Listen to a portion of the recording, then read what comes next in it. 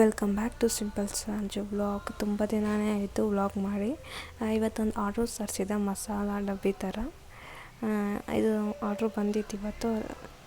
ನೋಡಿ, ಎಲ್ಲ ವಾಶ್ ಮಾಡ್ಕೊತಾ ಇದ್ದೀನಿ. ಎಲ್ಲ ಡ್ರೈ ಆದಮೇಲೆ ನಾನಿಲ್ಲಿ ಮಸಾಲ ಹಾಕ್ಕೊಂಡೆ, ಯಾಕಂದರೆ ಎಲ್ಲಿಂದ ಬಂದಿರುತ್ತೋ ಗೊತ್ತಿಲ್ಲ. ಅದಕ್ಕೋಸ್ಕರ ಎಲ್ಲ ನಾನಿಲ್ಲಿ ವಾಶ್ ಮಾಡ್ಕೊಂಡು ಇದು ಮಾಡಿ. ನೋಡಿ, ಈ ಥರ ಚೆನ್ನಾಗಿರುತ್ತೆ ತಿರ್ಗೋಕ್ಕೆ. ನನಗಂತೂ ತುಂಬಾ ಇಷ್ಟ ಆಯಿತು, ಅದಕ್ಕೆ ಆರ್ಡ್ರ್ ಮಾಡಿದೆ. ತಿರುಗಿಸ್ಬೋದು ಈ ಥರ.